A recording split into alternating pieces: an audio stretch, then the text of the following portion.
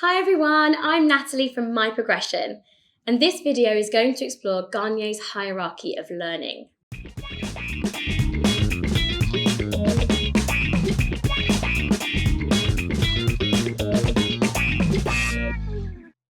When reading up on this theory, I initially found it difficult to digest, and the terminology seemed extremely complex, but once I got my head around it, it made total sense.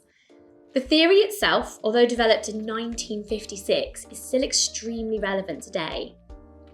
In this video, I'm going to go through an explanation of Gagne's hierarchy of learning whilst teaching a cooking class. Robert M Gagne was an American educational psychologist who pioneered the science of instruction during World War II when he worked with Army Air Corps training pilots.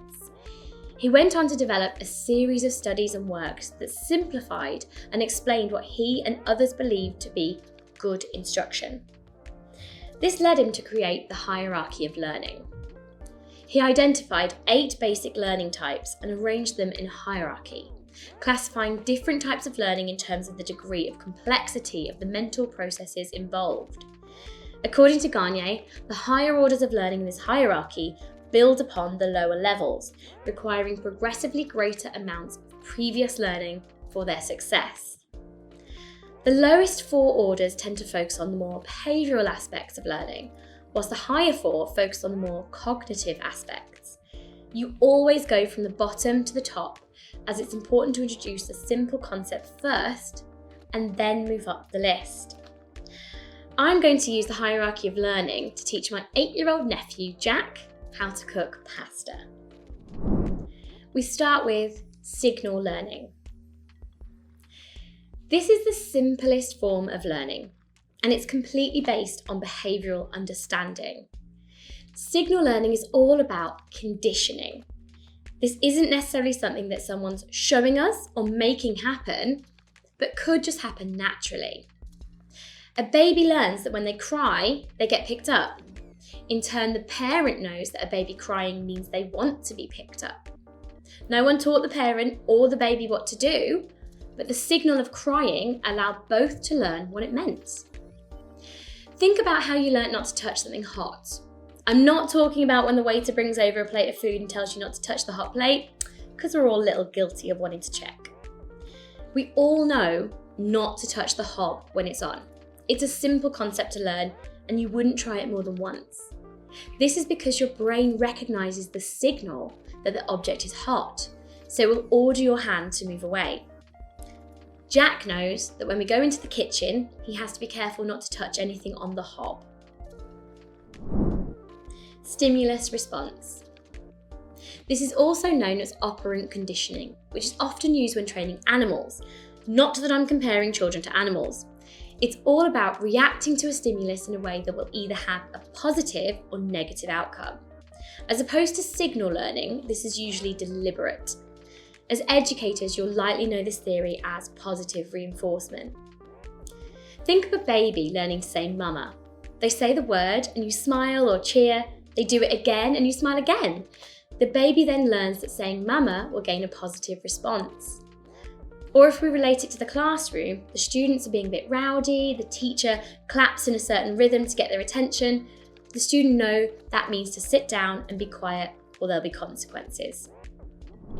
Back to Jack. I've shown him how to put water in the pan and place it on the hob. When I turn the gas on, it makes a clicking sound and he can see the flame. The flame is indicating a positive response, as that means it's working. If he hears the clicking sound and no flame, he knows we need to try again. Chaining. This is where the learner develops the ability to connect 2 or more previously learned stimulus responses into a linked sequence. This is usually where the most motor skills are learned, like riding a bike. This type of learning can actually happen quite naturally. In our cooking lesson, Jack has already learned that we fill a pan with water and then turn the hob on. Those 2 acts have become chained together. Remember, stay tuned till the end of this video to get all the information to download your CPD certificate, and don't forget to like and subscribe to keep seeing more from My Progression. Verbal association. This is a form of chaining in which the links between the items being connected are verbal in nature. Verbal association is one of the key processes in the development of language skills. This, in its most simplest form, is naming what we see and do. If we look back again to chaining, we're effectively naming the chain or each part of that chain. So I will tell Jack that when cooking pasta, we need to go pan, water, hob. This helps remember the order of events and retain the information. Discrimination learning. I struggle to understand this concept because the word discriminate has such negative connotations. When I replaced the word discriminate with differentiate, it made sense to me. Being able to discriminate or differentiate is an important skill. If you can't discriminate, you're at risk of generalising. Discrimination learning is about creating associations. Imagine you're going to a car dealership and you see a huge amount of cars on the lot. Discrimination means you'll be able to differentiate the cars by their make. Say you want to buy an Aston Martin. We can dream, right? You'd walk past all the Fords and Audis and only look at the correct make. Whilst they're all cars, we can discriminate based on what the make is that we want. With our pasta scenario, I'll explain to Jack that he needs to put the pasta in when he sees the bubbles in the water. If there are no bubbles, he has to wait. Whilst he's always looking at water, this is allowing Jack to discriminate between boiling and not boiling. Concept learning. Concept learning is all about learning from examples and classifications. Concepts are the mental categories that help us classify objects, events, or ideas. And each object, event, or idea has a set of common relevant features. You could show your class pictures of birds, and then animals that are not birds, so they're able to identify what a bird looks like. Then you can explain that birds have wings, feathers, and beaks, so that your students will almost have a checklist to work against. Jack has been told we're cooking pasta today. I've shown him pictures of pasta, rice, and beans, and explained that dry pasta is golden, brittle, and in the green packet. With this information, Jack can go into the cupboard and pull out the pasta. Rule learning. This involves being able to learn relationships between concepts and apply these relationships in different situations, including situations not previously encountered. We're getting into the more complex cognitive process now. Rule learning is effectively linking chains and concepts. Jack now knows that when we turn the hob on, place a pan of water on it, wait for bubbles, and put pasta in the pan, in 8 minutes' time it will be cooked. Jack can also test or assume that if he didn't turn the hob on, the pasta wouldn't cook, or if you put the pasta in before the water had bubbles in it, it might take longer. Problem solving. This is the highest level of cognitive process according to Gagne. It involves developing the ability to invent a complex rule, algorithm, or procedure for the purpose of solving one particular problem, and then using the method to solve other problems of a similar nature. Now that Jack knows how to cook pasta, he could assume that the same process will cook rice. This would be different though, because it would be a different length of time and quantity of water, but he can put into practice what he's learnt and adapt or problem solve to create a new rule to cook the rice. How do you use this? Understanding the theory behind learning is important for educators. This will benefit you when planning your lessons, assessing your students' understanding, and correcting any misconceptions. You need to know where they are in their journey. If this is a new concept, you need to start with the basics first. You can have a look at the hierarchy and think, where are they and what type of learning fits this lesson?